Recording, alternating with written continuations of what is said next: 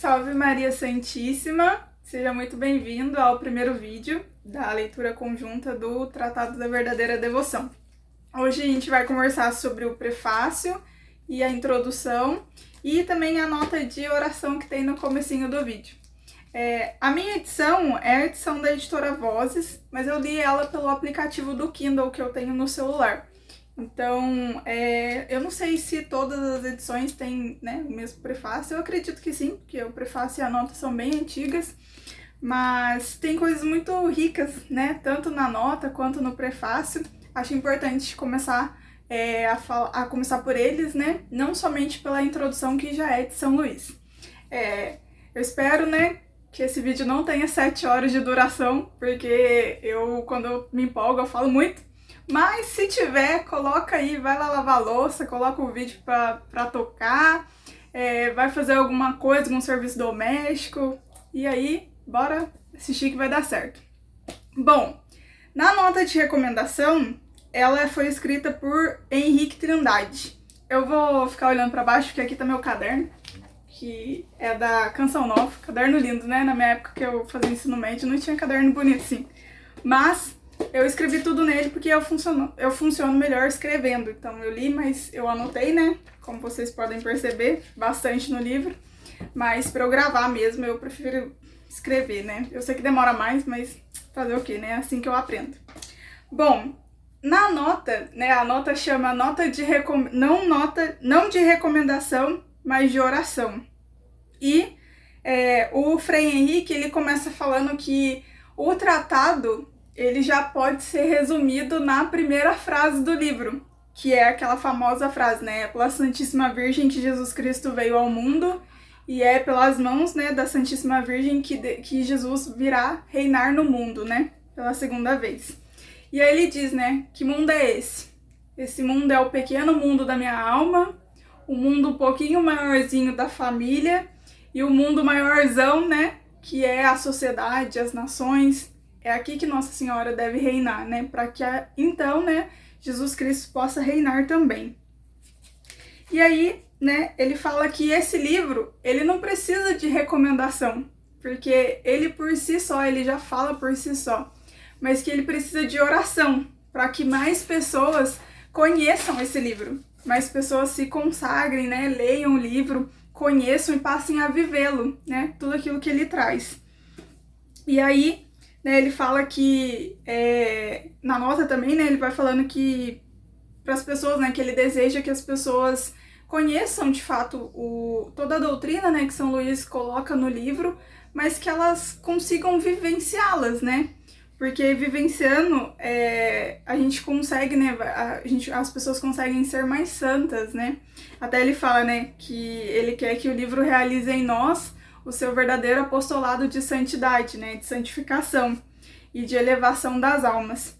E aí, na nota, né, de oração, termina com uma frase muito bonita, que é, né, Maria é nossa e nós somos de Maria, porque Maria é de Cristo e Cristo é de Maria, que nolo deu. Então, isso já mostra, né, a que veio, né, o tratado, né, que nós somos dela, ela é nossa, por quê? Porque ela é de Cristo e Cristo é dele, né? São mãe e filho, né? E a gente deve, se aproximando dela, a gente se aproxima mais dele. Já no prefácio, né? O prefácio ele foi escrito pelo padre Faber e ele foi escrito em 1862, né? Bem antigo já. E ele começa falando, né? No prefácio de que todas as pessoas que tomam São Luís por mestre, elas tomam, né, uma pessoa, eles acharam um santo que muito cativará a inteligência pela sua graça e seu espírito, porque São Luís, toda a sua vida foi moldada pela santa loucura da cruz. Então ele fala, né, ora ele era venerado por uns, ele era perseguido por outros, mas o que permeava era esse desejo que ele tinha de evangelizar, né, de trazer mais almas para Cristo. E aí, até eu achei legal, né, que ele fala que São Luís, lá em 1862, né, ele fala isso, né, São Luís escreveu vários tratados que já estão ficando muito conhecidos, mas que no futuro bem mais pessoas conhecerão. E de fato aconteceu, né? Hoje em dia, você vê, só você ir lá, né, no buscar do Instagram, você vê várias páginas que falam da consagração, várias pessoas consagradas, todo mundo ali com as correntinhas. E de fato, né, é uma consagração que foi muito conhecida, muito até por São João Paulo II, né, que foi um grande propagador dessa consagração, né. E aí ele fala, né, que São Luís, ele proclama, né, uma mensagem autêntica, né, porque muitos santos falavam de Nossa Senhora, de orações a Nossa Senhora, de consagrações, mas a mensagem de São Luís, ela é autêntica, e até ele diz assim, né, qual que é essa mensagem que ele proclama?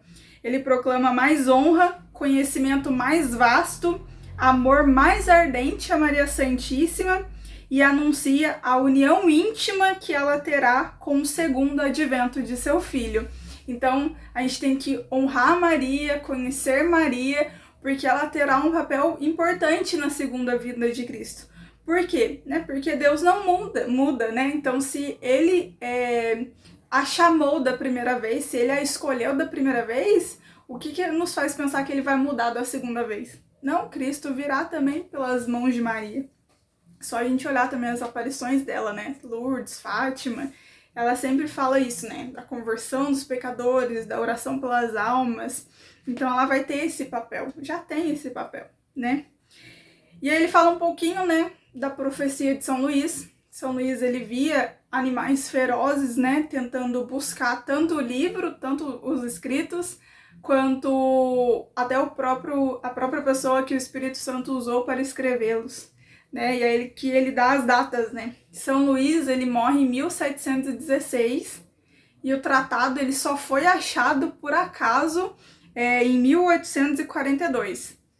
E aí eu sou péssima com o negócio de matemática, mas eu fiz as contas. Ele ficou 126 anos perdido. E ele ficou perdido justamente porque o demônio não quer que as almas leiam o livro e se aproximem mais de Maria, porque, né, se aproximando de Maria, elas vão se aproximar de Cristo. E logo depois ele fala, né, com certeza, né, todas as pessoas que buscam ler o tratado, elas já amam e elas gostariam de amar muito mais a Cristo. E justamente por esse motivo, elas buscam evangelizar, elas buscam fazer apostolados, a rezar pela conversão dos familiares, a tentar mudar, né, todos os defeitos que atrapalham a buscar, né, mais a Cristo. E conforme elas vão tentando, quanto mais elas rezam, não importa quantas lágrimas elas derramem, parece que nada muda. Parece que as pessoas não se convertem, ela não melhora, né? E aí ele fala, né? E qual será o remédio que Deus escolheu, né? Qual será o remédio que o próprio Deus indica? E aí ele vai falar, né? Que segundo as revelações dos santos, esse remédio é justamente uma dilatação imensa da devoção à Santa Virgem, né? Que a gente reflita, né? Ele fala que a gente precisa refletir muito bem sobre isso, porque porque o imenso, né? Deus, né? Imenso não admite nem restrições nem limitações.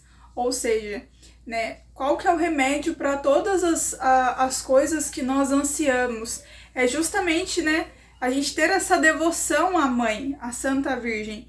E a gente não pode ter quanto a isso nem restrições, nem limitações. Por quê? Porque a gente deve se entregar por completo a ela. Porque ela é aquela que se doou por completo. Então, quando o arcanjo Gabriel apareceu para ela disse sim. Ela disse fiat, faça-se. Não foi um sim, mas, sim, porém, Deus. Sim, mas e se acontecer? Não foi. O sim dela foi por completo. E foi desde o momento, né? Desde antes do anjo aparecer, porque ela sempre foi cheia de graça, né? Em contrastes, graça diante de Deus. Então ela era uma menina que estava sempre envolvida com Deus, intimamente com Deus. E depois aos pés da cruz, ela também deu o sim dela para que o filho dela morresse. Então a nossa entrega para essa mulher, para esta mãe, tem que ser por completo. Não com restrições, não com limitações, né? E aí eu achei muito interessante que no livro ele vai falar, né, que lá na Inglaterra existe uma devoção muito fraca, né, muito, nas palavras dele, né, muito escassa e muito mesquinha. né, dominada pelo respeito humano e pela prudência carnal. Então, eles transformam, né, Maria numa Maria tão pequena que as pessoas se sintam confortáveis, que, por exemplo, os protestantes se sintam confortáveis de estar perto dela. E fazendo isso, eles tiram toda a dignidade dela. Então, tirando, né, essa dignidade, você não é uma devoção que não existe, né? E ela fala, né, que a Maria, ela não é o pilar, né, nas palavras dele, né, o caráter saliente da nossa religião, porque ela não tem fé em si mesma. Ou seja, Maria não é a base da nossa religião, porque ela não tem fé em si mesma. Mas ainda assim nós precisamos ter devoção a ela, porque, né, o poderoso fez nela maravilhas, assim como ela diz no Magnífica. E aí eu me questionei, né, quando eu li essa parte, se aqui no Brasil, porque o exemplo que ele dá é lá na Inglaterra, né? Aí eu pensei, não, mas e no Brasil, né? Como que é a devoção à Nossa Senhora aqui no Brasil? E aí a gente pode pensar, né? No Brasil existe o maior templo mariano do mundo, que é a Basílica, o Santuário Nacional de Aparecida. Então, todas as paróquias têm as pessoas que, né, têm uma devoção, um amor muito forte a Maria. Será que isso acontece? Né? E aí eu me questionei sobre isso e eu lembrei, né, de todas as vezes que eu já fui questionada, né, se amando Maria, se rezando para Maria, se a gente não vai estar colocando ela no lugar de Deus. Então talvez você já tenha ouvido isso, né? Eu já ouvi várias vezes que se a gente for rezar o rosário, se a gente rezar, né, eu já ouvi assim, a gente reza o rosário, olha quantas Ave Marias a gente reza e olha só o número pouco de Pai Nossos que a gente reza. Ora, tudo isso são limitações, são restrições, que é você justamente achar que honrando Maria você vai estar esquecendo de Cristo, né? E isso acontece aqui também. Então, isso acontece, né? Eu percebo, né, quando eu tava lembrando, né, refletindo sobre isso não acontece com a senhorinha da Legião de Maria. Você já viu ela se questionando se ela tá amando muito mais Maria do que Jesus Cristo? Sabe, assim, toda paróquia tem a senhorinha que vai lá antes da missa, reza o terço, reza o rosário, aí você pede oração pra ela fala que ela vai rezar o rosário por você, ela tá sempre lá na Ave Maria. Isso não acontece com ela. Ela não se questiona se ela tá amando mais a Cristo, mais a Maria do que Cristo. Né? Por que será que isso não acontece? Porque, né, os humildes, eles muitas vezes impressionam a nossa capacidade de inteligência, né? Desconcertou os poderosos, né? E eles, né, mesmo nessa fé simples, né, dos rosarinhos, dos tercinhos, ela sabe, ninguém precisa falar pra ela que ela, nossa, mas você tá amando mais Maria do que Jesus Cristo. Ela vai olhar pra você e falar assim, não, mas você tá louco? Porque Maria é mãe de quem? Maria é mãe de Deus, ela sabe. Eu acho até que no Brasil, o Brasil só tá com esse número de católicos por causa dessas senhorinhas, que elas carregam os católicos nas costas. Porque faça sol, faça chuva, elas estão rezando o rosário delas, elas estão lá com o tercinho, elas estão com uma fé grande em Nosso Senhor Jesus Cristo. E elas pedem a Maria justamente porque elas sabem que Maria vai pedir pro filho delas, né? Então, ele deu um exemplo na Inglaterra e isso é algo que a gente pode a gente pode pensar também, né? Se muitas vezes a gente não tem essa restrição, né? Eu vou me consagrar a Nossa Senhora, eu vou entregar tudo pra ela, mas e Cristo? Onde que Cristo tá nessa história? Né? Cristo está ali do lado dela, porque se você entrega a ela, ela te leva até Cristo, até o filho dela. Né? É uma coisa que a gente pode refletir, né? Assim como eu refleti. E aí ele diz, né, por todas essas questões, por todas essas restrições, essas limitações, é justamente por isso que Jesus Cristo não é amado, né? E ele fala que os hereges não são convertidos, a igreja não é exaltada, as almas perecem, né? Perecem e se degeneram, né? É justamente porque a gente fica com essas limitações, né? E aí ele fala, né, Jesus só será conhecido, né, porque Jesus não é conhecido porque Maria é deixada no esquecimento. Ora, se a missão dela é levar os fiéis até Cristo, se ela está no esquecimento, né, as pessoas não estão chegando a Cristo, né? E E o que a gente pode fazer, né? Que Deus quer, através de todas as revelações dos santos, né? O que Deus diz, né? Ele quer uma devoção mais vasta, mais extensa, mais sólida, né? E que no finalzinho, né, do prefácio ele vai dizer, né, que as graças que essa devoção traz consigo assumem transformações que, né, produzirá transformações nas almas. Então, nenhuma pessoa se arrependeu de ser consagrada a Nossa Senhora, né? E aí, no finalzinho, ele vai falar um pouco, no prefácio, né, ele vai falar um pouco sobre o livro, né, do tratado. E aí ele fala assim, né, que eu acho muito bonitinho essa parte, né, que ele fala assim, que ele acha que o tratado, ele tem um sentimento de não sei o que, inspirado e sobrenatural, né, que vai sempre em aumento, à medida, quanto mais você lê o tratado, quanto mais você estuda, mais você se sente próximo, inspirado, né, e aí no final ele vai terminar com uma frase que eu gosto muito, né, que fala que no tratado, a novidade parece nunca envelhecer, a plenitude nunca diminuir, e o fresco perfume e o fogo sensível da unção nunca se dissipar ou enfraquecer, né? Até ele diz, né? As pessoas, conforme elas se consagrarem, elas vão ver na vida delas a abundância de graças que Deus vai derramar, né? E eu sou consagrada há 7 anos e eu posso dizer, né, e testemunhar justamente isso, que é exatamente isso. Nossa Senhora pega você pela mão e te deixa próximo de Cristo. Mesmo quando você não quer, ela te pega pela mão e te leva até Ele, né? Ai, é maravilhoso, né? E aí, a gente chega de fato, né, à introdução, né, do livro. A introdução que já foi escrita pelo próprio São Luís, né? Se uma coisa que acontece comigo quando eu tô lendo o tratado é que eu quero marcar todas as frases que São Luís fala. Então, é muito difícil pra mim, né? Meu livro tá todo riscado, porque eu vou lendo, tudo eu vou achando importante. Aí depois eu vou ler o livro pela segunda vez, aí já não tem mais lugar pra marcar, eu vou de lápis por mudar a cor, e é isso aí. E porque não é só a frase, sabe? É justamente o sentimento que ele incute nisso, né? São Luís escreveu o tratado porque primeiramente ele viveu essa consagração, né? E aí, na introdução, né, do livro, ele já começa com a famosa frase, né? For por intermédio da Santíssima Virgem que Jesus Cristo veio ao mundo e é também por meio dela que ele deve reinar no mundo. Então, né, o resumo do livro é exatamente esse, né? Deus, ele escolheu uma entre todas, que foi a Virgem Maria, né? E confiou a ela a missão mais importante do mundo, que foi gestar durante 9 meses, cuidar durante 30, entregá-lo na cruz aos 33, né, anos dele, né? E aí ele vai falar, né, que a gente sempre fala, né, Nossa Senhora, ele vai falar o quanto Maria foi oculta, né, na Bíblia, na história dela, né?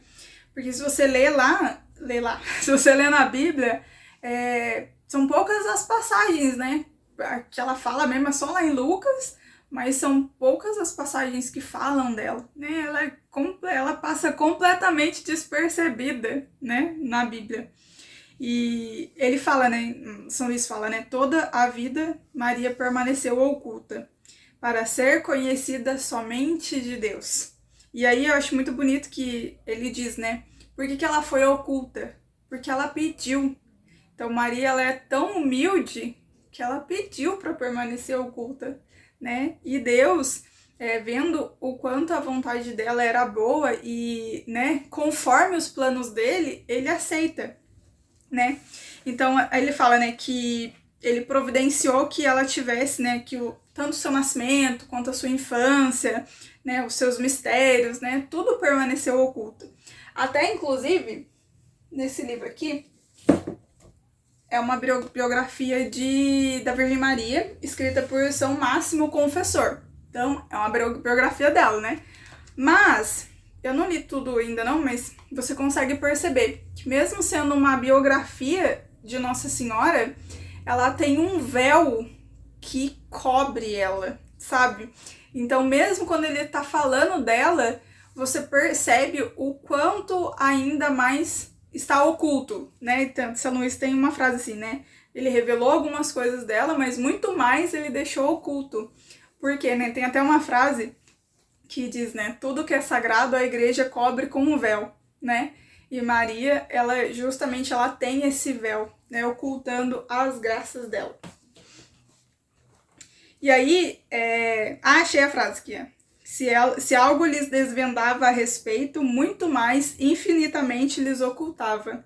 E até ele cita, né, uma passagem de Cântico dos Cânticos, né, que ele diz, né, os anjos perguntam, quem é esta? E aí, se tu é católico, você já lembra da musiquinha, né? Quem é esta que avança como a aurora, temível como exército em ordem de batalha, brilhante como o sol e como a lua, mostrando os caminhos aos filhos teus. Musiquinha de grupo de oração. Na parte lá de Maria, canta essa musiquinha. E aí ele vai falar, né, que Deus Pai consentiu que jamais em sua vida ela fizesse algum milagre, né, mesmo que ele tenha dado, né, poder para ela fazer, né. E aí Deus Filho consentiu que ela não falasse, se bem que lhe houvesse comunicado a sabedoria divina. E Deus Espírito consentiu que a ela mal se referissem, né, os apóstolos e os evangelistas, e apenas escrevessem, né, o que fosse necessário para manifestar a Jesus Cristo, embora ela fosse a esposa do Espírito Santo. Então, eu ouvi isso uma vez, não lembro onde que eu escutei, né, que se a gente visse Maria como Cristo a vê, então, se a gente visse Maria como Cristo a vê, a gente corria o risco da gente adorá-la, porque ela é a mais bela de todas as mulheres, ela é a mais formosa criatura, ela é a menina dos olhos de Deus. Então, se a gente visse ela como Deus a vê, corria-se o risco da gente adorá-la. Até em Atos dos Apóstolos, quando, né, Jesus manda o Espírito Santo, tem o Pentecostes, e aí São Pedro ele começa, né, a pregar, ele converte, o primeiro discurso apologético de São Pedro, ele converte 3.000 judeus, e conforme eles vão passando, né, a sombra de São Pedro ia curando as pessoas, então as pessoas iam até os pés de São Pedro beijar os pés dele, e aí São Pedro falava assim, não, peraí que vocês estão me confundindo, que eu não sou o Cristo, eu só sou o apóstolo dele, e isso com São Pedro, né, um apóstolo, imagina se a gente visse Maria, né? E por que tudo isso? Por que seria assim? Né? Porque Cristo a adornou com graças abundantes. Ela é a mãe do filho dele, né? Ela é linda. Então, assim, eu gosto dessas frases, né? E o que mais me chama a atenção não é nem essa frase, é o verbo, né? Consentiu, né? Então, Deus consente, Deus Filho consente. Por quê? Porque Maria, ela é a humildade por excelência. Então, ela quis permanecer oculta para que só o filho dela aparecesse, né? E aí depois, né, logo dessa passagem vai falar, né? Maria é a obra-prima por excelência do Altíssimo. Maria é a mãe admirável do Filho. Maria é a fonte selada e a esposa fiel do Espírito Santo. Então Maria é filha de Deus, mãe de Deus, esposa de Deus, né? Ela não é uma mulher, ela nunca será. Ela nunca foi e ela nunca será uma mulher qualquer, né? Então, Maria, Deus pensou com muito carinho para criá-la, né?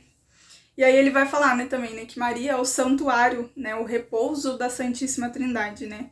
Onde Deus se manifesta divinamente, né? Melhor do que em qualquer outro lugar, até mesmo sobre o trono dele, né? Quando ele está no trono. E criatura alguma tem poder, né?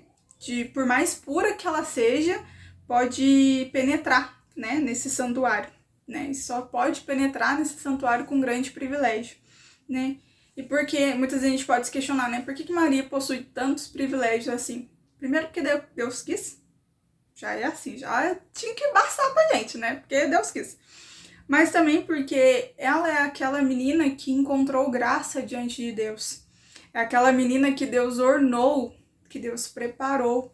Tem até uma frase que eu gosto muito que diz assim, se até a terra que Jesus pisou é santa, o que a gente não vai dizer do ventre que o gerou, né? Por isso que Maria é acumulada de de graças, né? De privilégios. E lá no 6, como que chama aquilo? Parágrafo 6, sexto, ele vai falar, né, que Maria é o paraíso do novo Adão, né? E ela é o divino mundo de Deus. E a magnificência de Deus, onde ele esconde seu Filho único, né? E tem uma frase, né, que vocês devem ter lido ali, né, que fala, né, por que o mundo desconhece, né, essas coisas a respeito de Maria? Então, se ela é tudo isso, por que nem todo mundo conhece? E eu digo mais, né, não só não conhece, como saem espalhando várias inverdades, né, várias coisas horríveis de Maria, né? Por quê, né, que isso acontece se ela tem tantos privilégios assim? Né, porque ele é inapto e indigno. Então o mundo ele não está apto para conhecer, né, os privilégios que Deus acumulou, e o mundo é indigno, né? Muito provavelmente pela nossa soberba, né? E aí eu escrevi no cantinho das minhas anotações, o mundo é ingrato também. Então mesmo que a gente foi capaz de crucificar o Filho de Deus, mesmo sabendo que ele fez tudo aquilo, que ele morreu por nós ainda pecamos, nós ainda xingamos, blasfemamos, fazemos todas essas coisas horrorosas, né? Por quê? Porque a gente é ingrato, né? E só por isso, né, a gente não conhece, né, todos esses privilégios que Deus acumulou Maria. Mas a gente tenta conhecer, então a gente usa esses livros para tentar se aproximar um pouquinho mais, né, de conhecer um pouquinho mais, para amá-la, para respeitá-la, para conferir a ela a dignidade que Deus conferiu por primeiro, né? E ele vai dizer, né, que todos os dias, de um extremo da terra ao outro, né, que ele fala, no mais alto dos céus, no mais profundo dos abismos, tudo prega, tudo exalta a incomparável Maria. E aí ele vai dizer, né, que os anjos, né, proclamam todos os dias, né, Ave Maria, saudação do anjo Gabriel. E ele vai falar também, né, que o príncipe da corte celeste, São Miguel Arcanjo, que é o mais zeloso e o mais humilde, no caso, né, se você conhece a história lá, o mais humilde, em render-lhe, o mais zeloso em render-lhe e procurar toda a sorte de homenagens, sempre atento para ter a honra de a sua palavra prestar algum serviço. Então ele fica sempre próximo, sempre de prontidão, e ele espera que ela o honre com as ordens dela. Que Maria é a rainha dos anjos, né? Se você já rezou a ladainha, sabe que ela é a rainha dos anjos.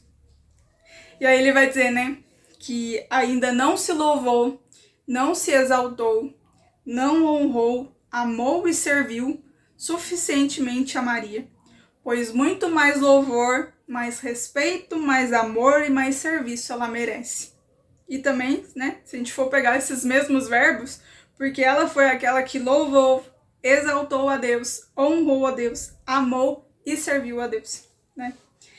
E toda a glória exterior que Maria tem é infinitamente menor do que a glória interior que Deus conferiu para ela, né? Que ela recebe por parte do Criador. Então, logicamente, né, Maria é a menina dos olhos de Deus. Então, Deus acumulou com todos esses privilégios que a gente já tá falando, né? E ela é agradável aos olhos dele, né? Maria é a mãe da humildade, né? Ela é a pessoa que doou, né, toda a sua vida por Deus, né? E também que rezava. Se você vai ler na vida da Virgem, né, fala que ela era uma moça do templo, né? E ela rezava muito para que o Messias viesse, né? Não por ela, mas que o Messias viesse para salvar o seu povo. Então ela era uma pessoa intimamente em comunhão com a vontade de Deus, né? E aí, por fim, né, lá no 13, ele vai falar, né, que Maria Santíssima tem sido até aqui desconhecida.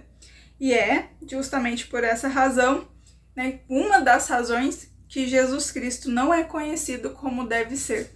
Então, assim, logo aqui, né, aí acabou minhas anotações, né? E aí, a gente, né, lendo tudo isso, né, tudo aquilo que a gente conversou, que a gente falou, a gente sabe aqui veio, né, o tratado, né? Que é conhecendo justamente Maria, você vai conhecer o filho dela. Porque a partir do momento, você não ama aquilo que você não conhece, já dizia Santo Agostinho. Acho que é Santo Agostinho. Enfim, se não for Santo Agostinho é Santo Tomás, mas eu acho que é Santo Agostinho. Você não ama aquilo que você não conhece.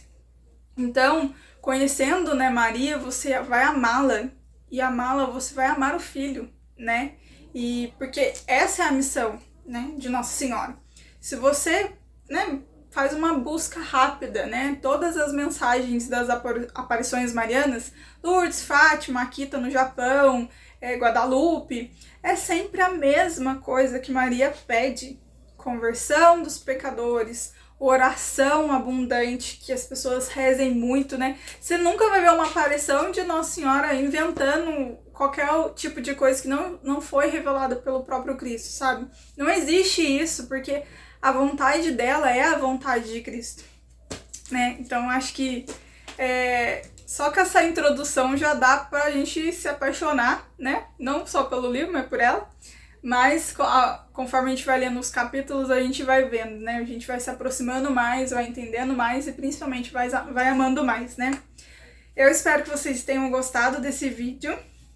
Espero também que ele não acabe só aqui, né? Que se você tiver qualquer dúvida ou qualquer comentário, sugestão, fique à vontade, né? Pra ou comentar aqui nos comentários ou mandar uma mensagem, né, pra mim lá no direct, né, em algum lugar que você achar melhor, pra gente vá conversando mesmo. Eu tô disposta, né, se tiver alguma dúvida, se eu souber responder, eu me coloco à disposição, tá bom? Espero que vocês tenham gostado, que vocês fiquem com Deus e que Nossa Senhora abençoe, né, e esteja com vocês todo momento.